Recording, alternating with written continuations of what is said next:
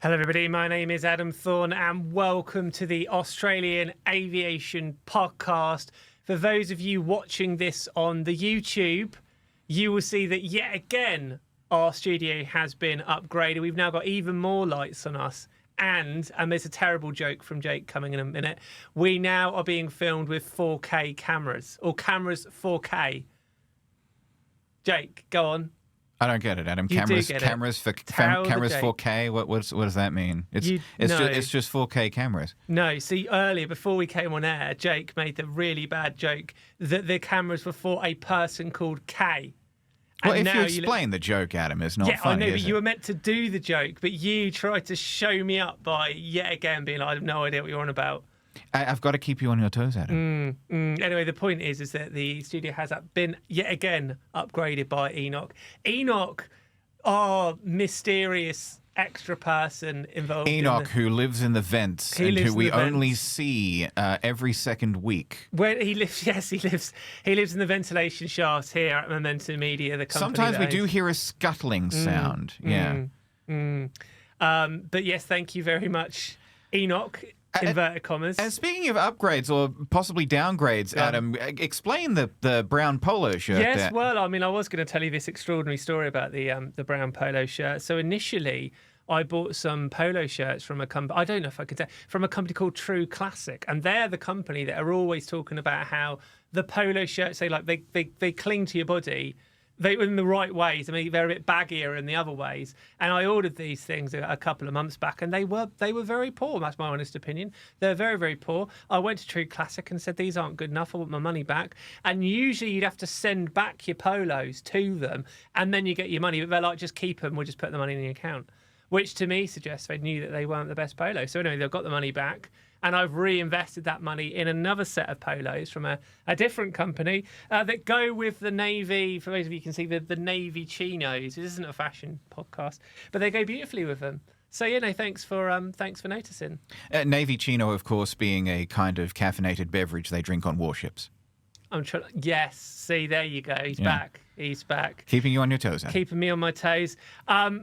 Before we steam into the news, it seems like Jake may have a grovelling apology to make in a real low point in his career. Jake, now, what have you done this time? I did apologise in advance last week to the good people at Haas down in Shell Harbour because I wasn't sure if I got these names right. Turns out I hadn't. No. I believe that I mixed them up.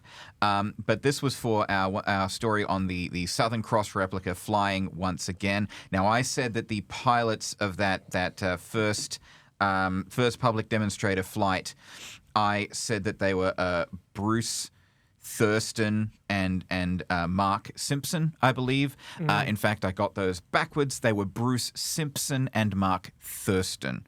So I apologize to Bruce and Mark and all of the wonderful people at Haas for getting those names mixed up.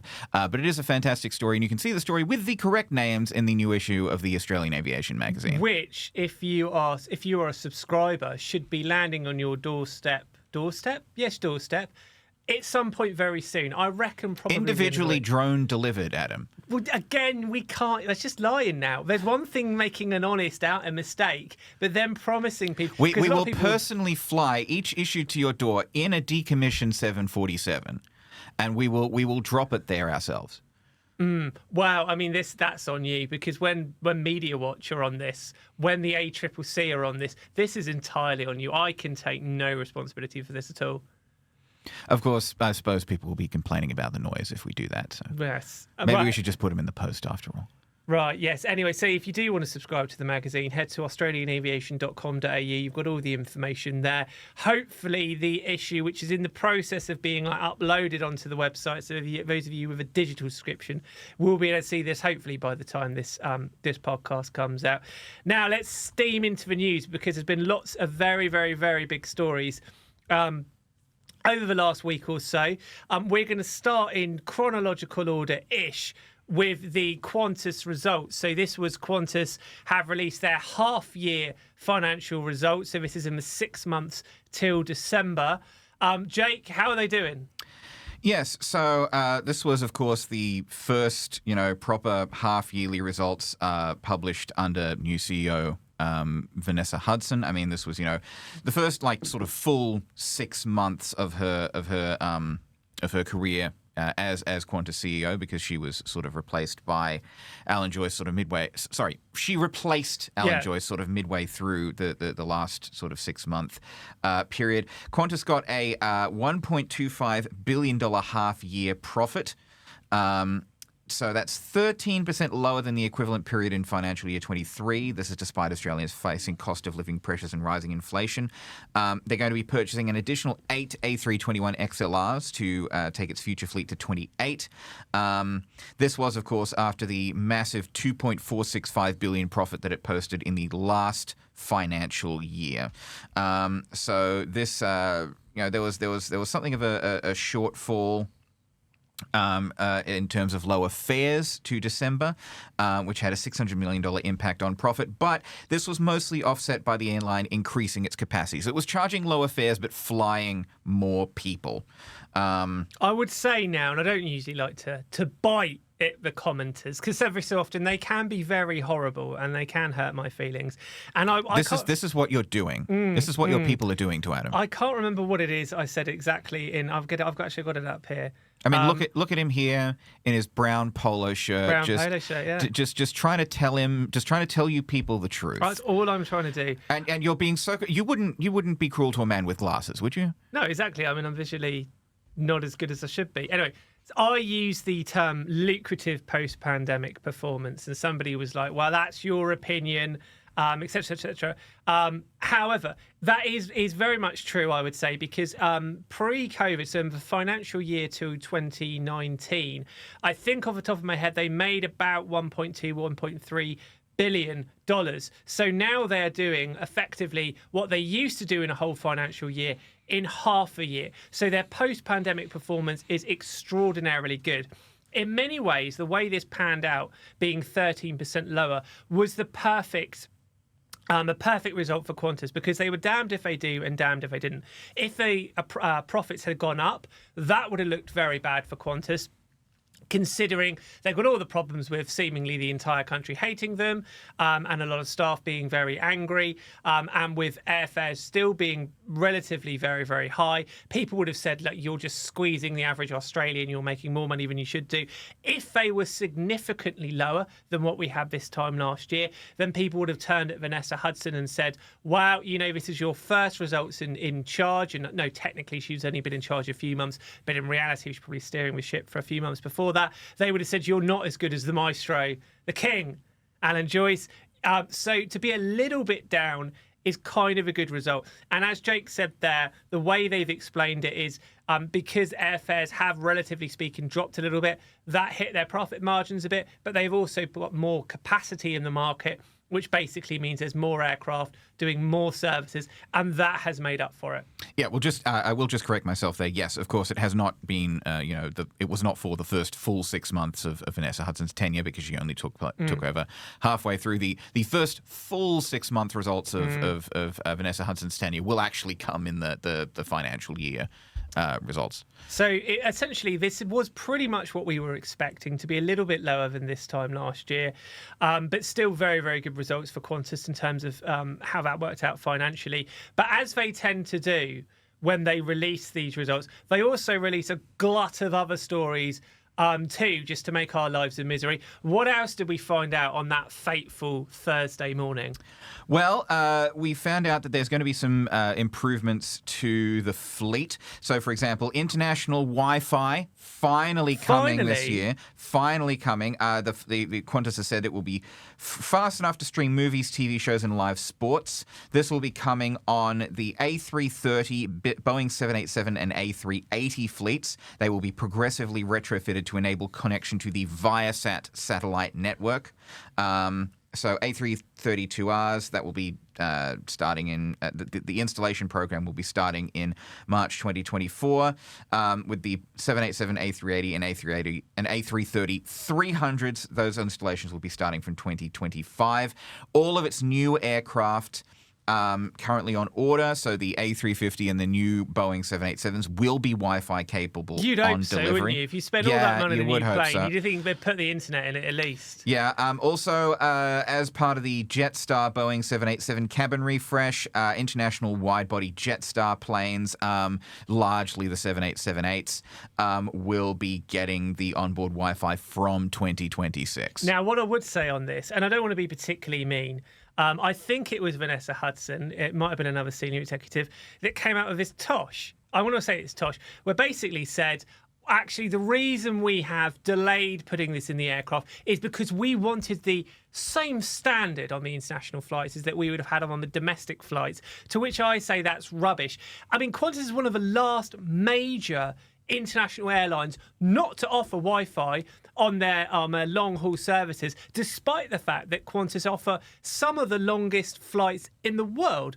And it has been absolutely extraordinary, say, that you can fly from London to Perth, as I did, and not get Wi-Fi when you are paying a premium for a full-service carrier. I think that's terrible. Now, I believe you do get Wi-Fi on some of these Qantas flights when you're over Australia, yes, but once you sort true. of leave the coverage area, that's when the Wi-Fi cuts out. But I did link within this article to another article by a rival news publication, but was actually a very good article where it went through a lot of all the major international airlines and kind of had a look at what their sort of status was in terms of Wi-Fi.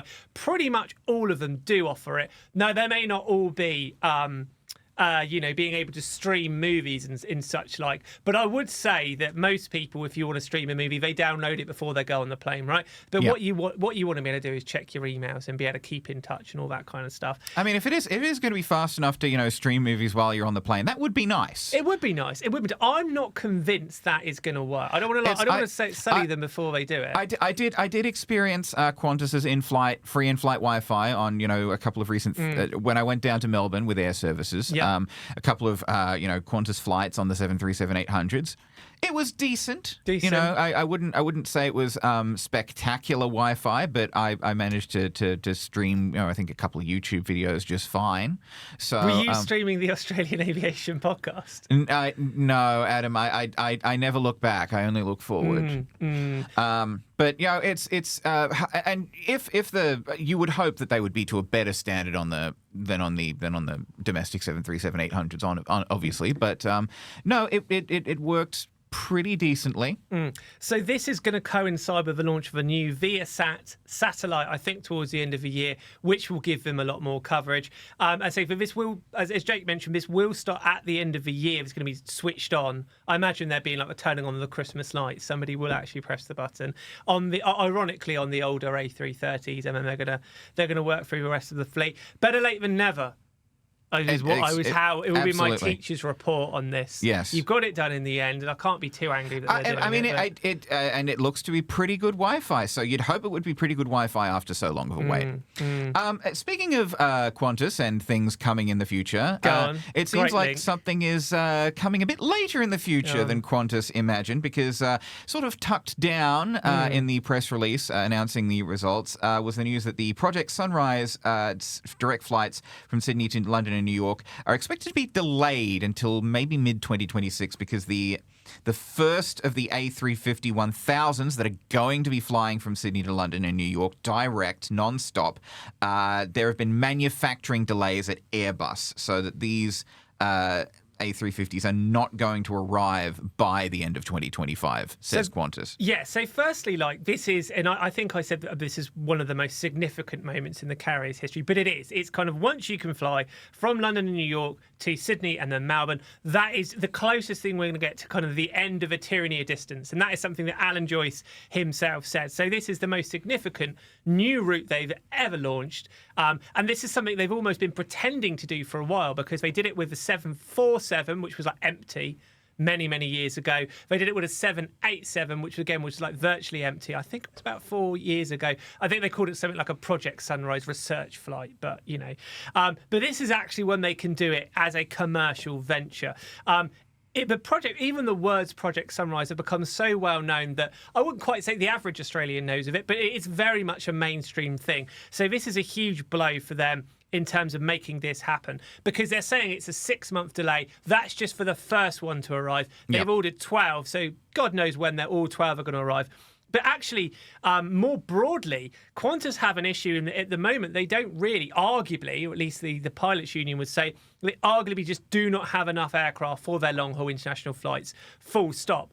And so what Qantas are doing, they're supposed to be getting another 12, and I've got to get this right, another 12 787s. I can't break down the two different variants they're getting the numbers. They've got another 12 787s, 12 A350-1000s, like traditional normal ones, and then 12 A350-1000s. I think they're calling them now the ULR, ultra long range. Now are they getting traditional 1000s? Or are they getting traditional 900s? No, they're not. No, you tried to catch me out there. No, you little silly sod. No, they're getting. I'm keeping you honest, Adam. You are keeping me honest. They're getting the traditional 1000s and the ULR, which I think is something that Qantas have actually made up, because I don't think Airbus like that term. They are specially adapted A350-1000s, which have basically an extra fuel tank on them. They're also quite unique in that they carry significantly less people than you could carry with the A350. They are doing this because they want to have more premium seating, so they want to have these super fancy first class sort of cabins, rooms, also more business class than you would normally have. And obviously they're doing this, one, because they want to increase profits, because they see this as being a kind of a luxurious route. Secondly, because you would imagine this also saves weight too, which means they can fly further. But what this does mean is that this could well just be the start of the delays. We're just speculating here. This could be very, very damaging for Qantas in the long term. I think it was, I said this to Jake this morning, Michael O'Leary, the Maverick is the most polite way of putting it, CEO of Ryanair, effectively come out and said that the delays they're facing in getting an aircraft could significantly affect their profits, and it could therefore cause ticket prices to go up. As per usual, he'd just immediately throw it onto the customers, wouldn't he? But this is a global issue. It's Ryanair. It's Ryanair. But this is a global issue now because, again, this is the kind of lingering effects of COVID restrictions, obviously the war in Ukraine, all the global instability. This could be a big problem for Qantas and other airlines as well. I mean, on the subject of other airlines, just touching on this briefly, we're going to have another amazing souped-up product that is going to be delayed because Air New Zealand's Skynest... The youth hostel bunk beds, did you say? No, I said the Skynest, Adam. You might want to check your headphones. They rhyme with youth hostel bunk beds, does that? They don't. They don't. No. Wow, did my head go? It's points for trying. Yeah. Air New Zealand has ordered these 8 new 787-9 Dreamliners, which were supposed to arrive by the end of this year with the Skynest sleeping pods inside. Now, these are bunk bed style pods available from $400 to $600 New Zealand. Between economy and premium economy, basically for the economy and premium economy passengers on these long-haul flights, at first from Auckland to Chicago, we're supposed to, be able to book these out for, I think it's like an hour or two in the pod just to get a bit of shut-eye on the flight in a reclining position.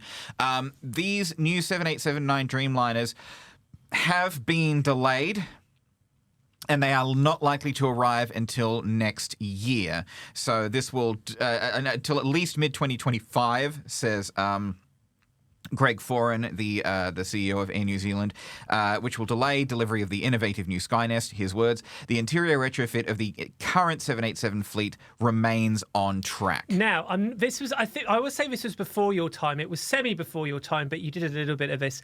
We run stories about a year or so ago about the problems Air New Zealand had flying from Auckland to New York using their 787s, and this is essentially because that is so far away that it's at the kind of top limit of what the 787 is capable of.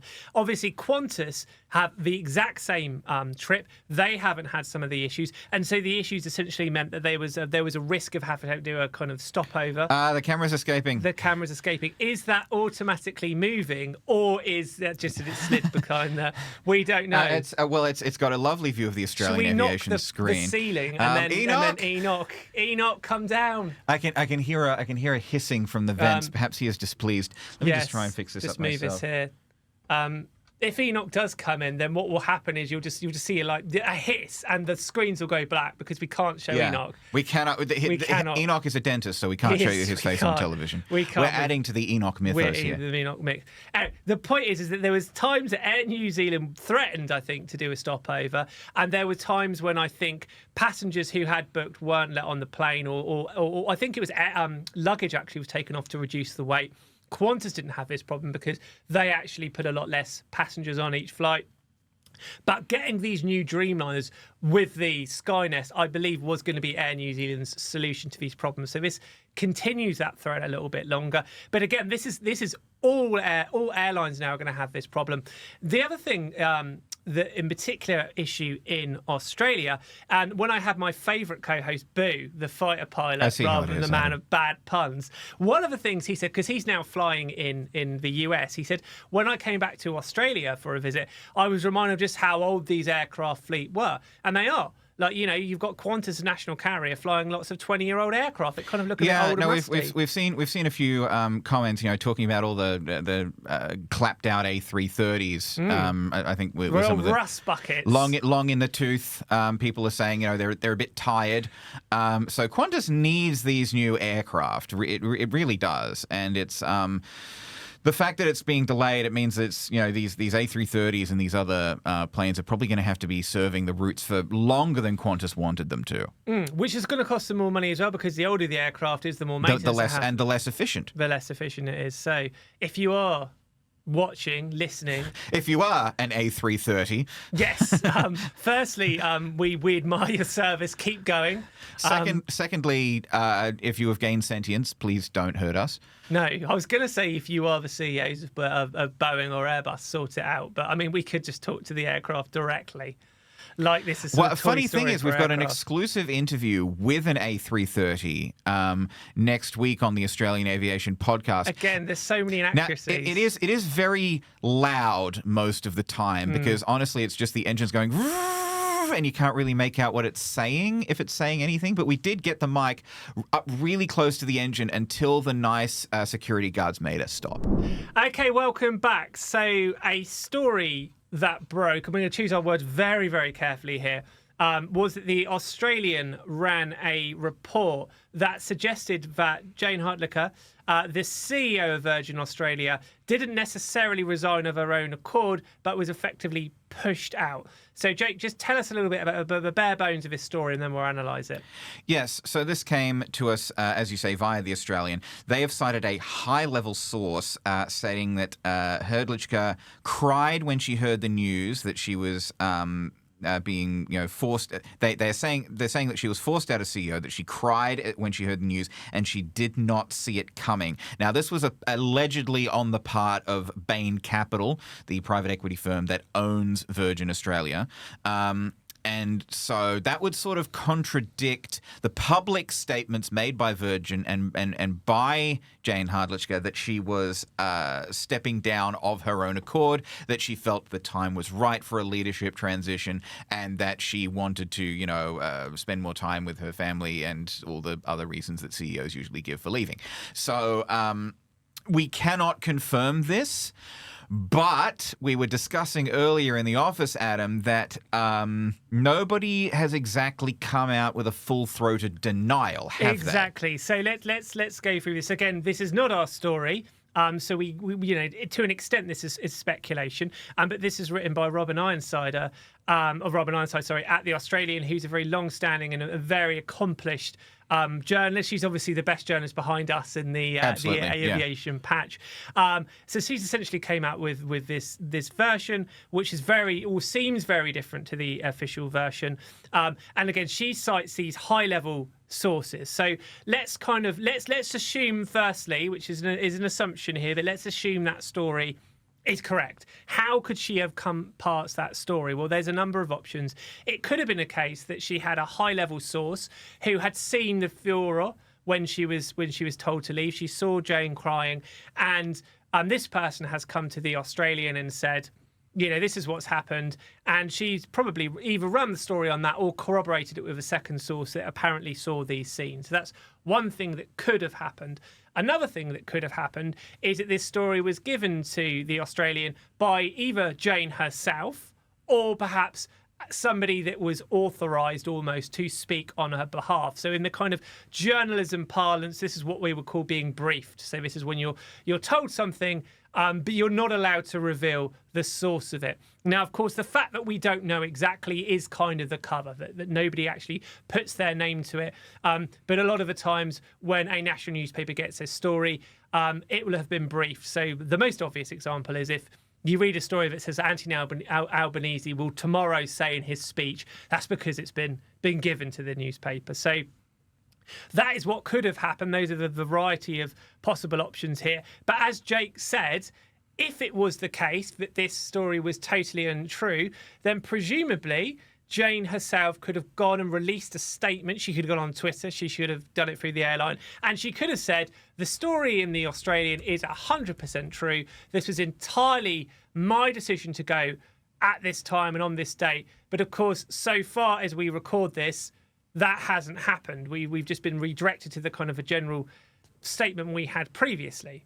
Yes, no, I'm looking now at sort of the news feed on Google, and I'm still not seeing any denials, any like full-throated denials of this.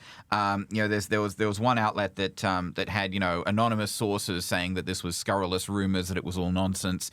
But if it was all scurrilous rumors and nonsense, why would there need to be anonymous sources saying it? Why doesn't Bain Capital or as you say, Jayne Hrdlicka come out and say, no, this is nonsense. I left voluntarily. I wish my successor all the best, etc., etc. I was not fired. Yes.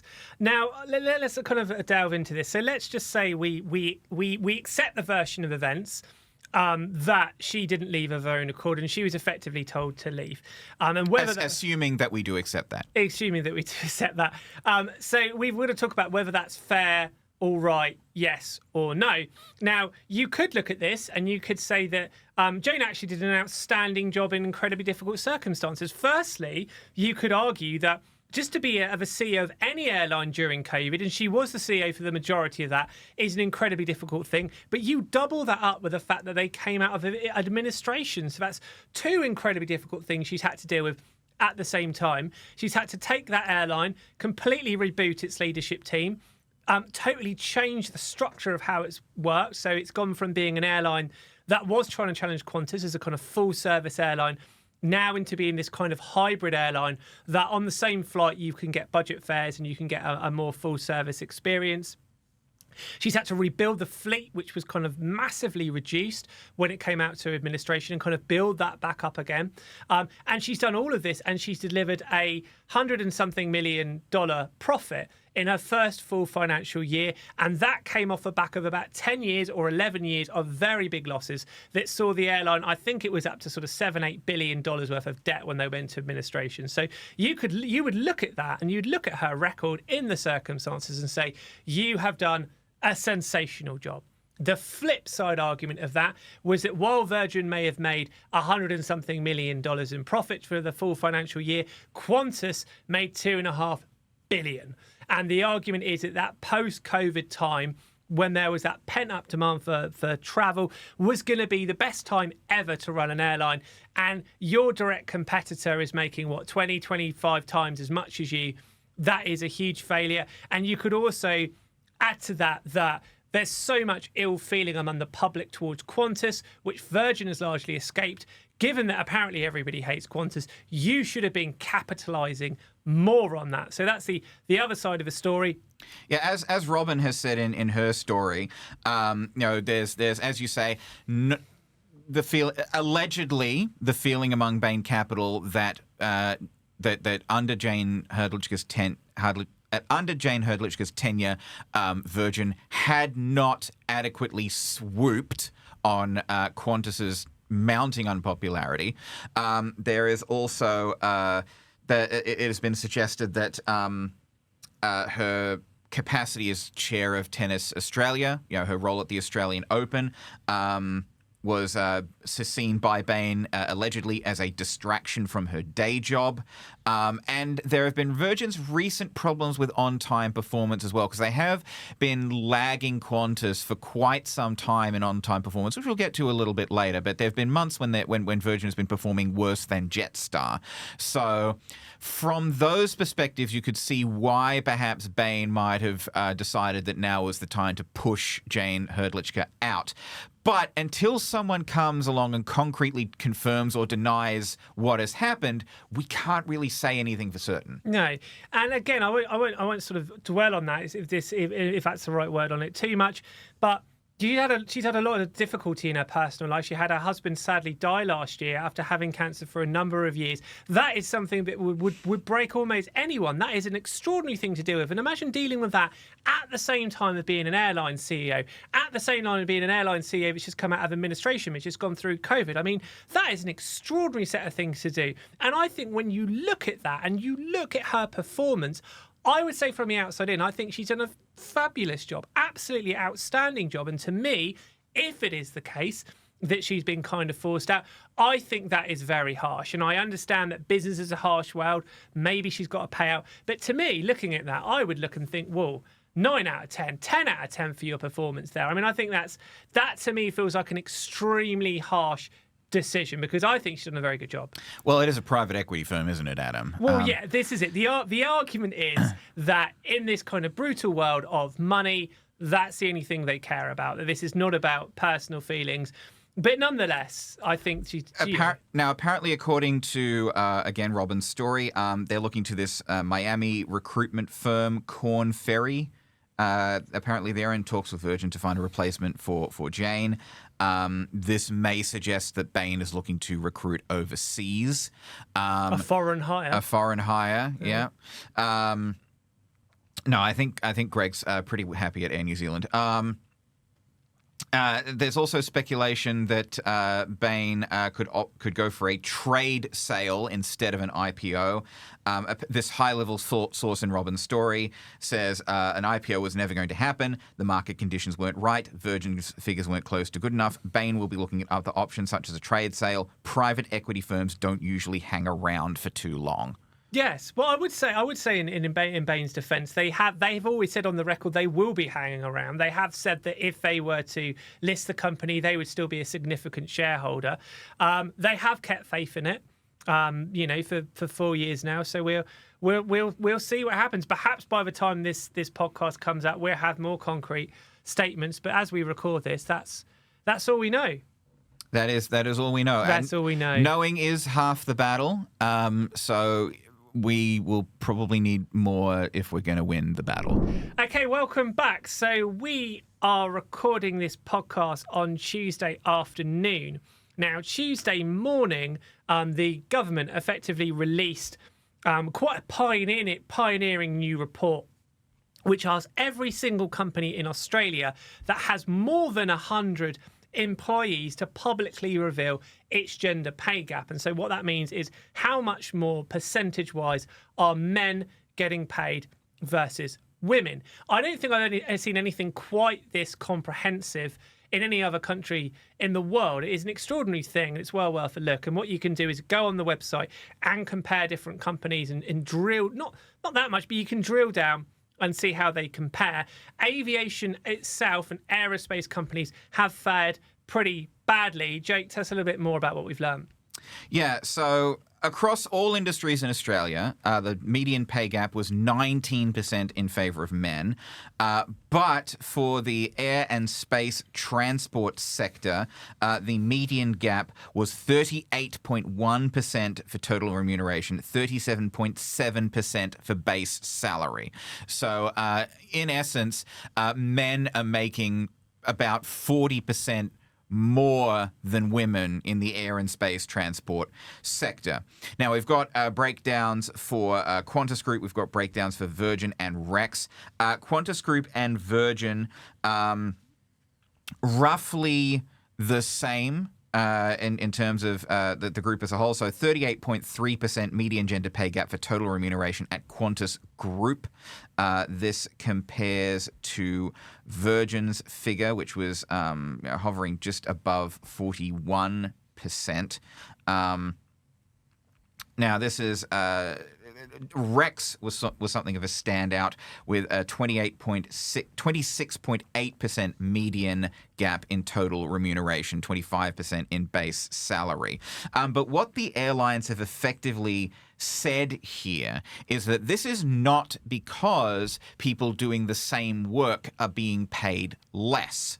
This is because most of the higher paying positions, pilots, engineers, etc., are dominated by men, whereas a lot of the lower paying positions like cabin crew and customer service staff are dominated by women. So in terms of Qantas, 92.8% of Qantas Group pilots, 96.2% of Qantas Group engineers are male. The opposite is true for customer service and cabin crew. 75.4% of airport customer service workers and 70.5% of cabin crew are female at Qantas Group. This was released by Qantas themselves. This was as part of their submission to the report. So the argument kind of against what they've done today in terms of the government report is that it's too broad, it's too much of a sledgehammer, and actually you'll only know the real picture when you drill down into these figures, and that every industry is different. Basically, the gender pay gap is the difference between average pay of men and women in an entire organisation, regardless of position or seniority. And to be fair to the federal government, I do believe this is the first year they've done this, and I think from the next year and following years, they're going to try and drill down into more detail. It's already quite impressive, actually, when you look at the tool online. You can compare different things. Now, obviously, the argument against Qantas, Virgin, all airlines is that you should be doing a lot more to get women as pilots or women as engineers. And they would argue that actually They're trying. They are trying. And also comparatively, Australia's record versus other international airlines in terms of women pilots in particular is actually very good. They would argue that the CEO of the two main airline groups are women. Which for now. So they would actually say when you drill down and have a look at it, that is the case. They might also argue that, I mean, if the majority of cabin crew are women, that it's very difficult for them to maybe encourage more men in. There's a whole world of culture war arguments here, which I don't want to go into. And they've pointed out as well that, at least Qantas has pointed out, and I'm sure the policy is the same at Virgin as well, that male and female pilots are paid the same as each other, male and female engineers are paid the same as each other, male and female cabin crew and customer service staff are paid the same as each other, but it's the higher paying jobs that are getting more men. Yes. So I think that the kind of the argument put forward by Qantas and Virgin, which is very similar, their statements were kind of almost identical, were sort of fair enough. They were sort of fair enough. They made a very good point. Right, anyway, let's move on to another big story we've had in the last 7 days, which is we've been talking about slots at Sydney Airport now for almost about a year. To give you the background for those people that aren't aware, essentially there is something called the 80-20 rule at Sydney Airport. And what that means is if you're an airline and you hold a slot, and by a slot we mean a literal takeoff time slot, you can keep that forever as long as you fly it 80% of the time. So this means if you cancel it, you can cancel 1 in 5 flights and still keep that forever. Now, obviously, some slots are better than others. Obviously, the peak time slots are much more valuable than the off-peak time slots. And the argument of Rex and Bonza and also of Sydney Airport is that the larger airlines are effectively gaming the system. They are squatting, I think, to use Rex Deputy Chairman John Sharp's, they are squatting on these slots. Qantas and Virgin have vehemently denied that's the case. But there's been a lot of talk for a lot of time that we need to reform this slot system, that the 80-20 rule is too lenient and it should maybe a 90-10 rule, or we should have a whole new system of allocating them in order to give these upstart airlines like Rex and Bonza more of a fighting chance. We've been talking about this for a year, and now the government, to their credit, have actually come and made a series of major reforms to the system. Jake, tell us how it's going to work. Well, first of all, to get it out of the way, there will be no change to the 80-20 rule. No change at all. Catherine King has said that will remain in place. And I think it's sort of been pointed out by figures elsewhere, predominantly the airlines, I believe, that this is sort of the international standard, 80-20.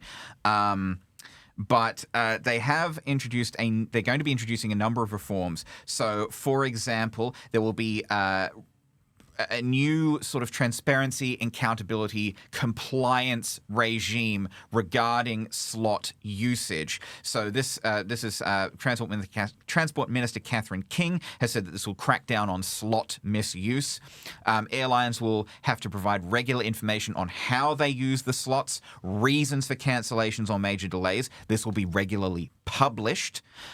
Independent audits will be undertaken of slot usage, again, with results published to better detect and crack down on anti-competitive behavior. There will be modernized penalties for anti-competitive behaviors, updated and strengthened enforcement tools for the government to watch airlines more closely and take effective legal action when necessary. So all this stuff about transparency, accountability, compliance, cracking down on bad actors. We also have the shortening of the peak period times at Sydney Airport currently it's 6 to 11 a.m. and 3 to 8 p.m. It will be changed to 7 to 11 a.m. and 5 to 8 p.m. Regional New South Wales services will be able to apply for any slot during these times instead of just those set aside for priority access. There's going to be, this peak period is changing to help free up these currently unused slots from 6 to 7 and 3 to 5 p.m. The slot manager will also be required to consider giving priority to regional New South Wales airlines asking for peak slots. The last big thing that we're touching on is this new recovery period, which is basically if there is a severe weather event or other major disruption at Sydney Airport, of which there have been a lot lately, for up to 2 hours on those days, the cap will effectively increase from 80 to 85 movements per hour. So you'd get an extra 10 movements on those days where there has been some kind of severe weather or other disruption. Which sounds very sensible to me. Yes, yeah, and Sydney Airport and the airlines have basically all come out in favour of these changes, albeit for slightly different reasons. Qantas was saying that this new transparency will effectively vindicate its denial of slot hoarding. They're saying they will prove that this data will prove that we have not been hoarding slots, that we are doing everything above board, that we are using the slots that we are allocated.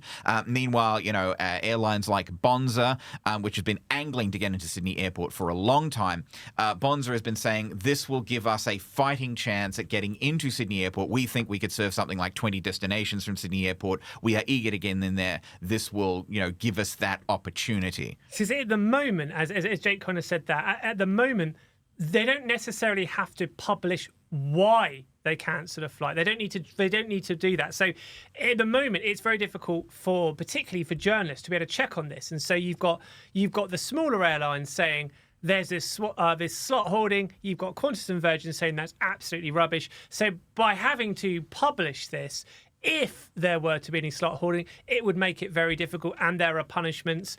And also, it just sounds like generally we will be allowed to kind of almost artificially favour the smaller airlines to get a foot in the door. And they've also changed the peak period as well, haven't they? Yes. They've shortened the peak period. They've shortened the peak period. So I think the proof will be in the pudding, really, because we're going to have to see where we are in a year's time.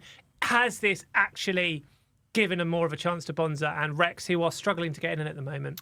Yeah, no, and fingers crossed, because we need more. Sydney Airport is full to bursting, and Western Sydney Airport's not coming for another 2 years. So we do need more airlines to be able to get into Sydney Airport so that we have more of a choice. Hey, speaking of different airlines and performance, the latest Bitra data came out this month. And can you please tell me which airline was definitively the best, Jake? No. Who was the winner? No, I can't. Why not? Surely it's as simple as whoever's top of the rankings. Because 3 different airlines, Adam, have all claimed victory out of the Bitra data. Qantas said, we have beaten Virgin for the 17th straight month. Rex has said, look, we were the best in on-time departures and cancellations. Bonza has said, we were the best in on-time arrivals. Virgin has been notably quiet because they were not the first in anything. No, but it does prove the old adage that you can kind of prove anything with numbers. It's all getting a little bit silly because when they release the information, they break down on-time departures versus on-time arrivals, which are usually very, very similar. But sometimes one airline can pick on one or the other to claim victory. Again, Qantas might call itself the Qantas Group, or it could divvy itself down into its various combatant entries. Qantas can say we're the best against Virgin and forget about all other airlines because they would claim it. You can't compare Qantas against Bonza, etc., etc., etc.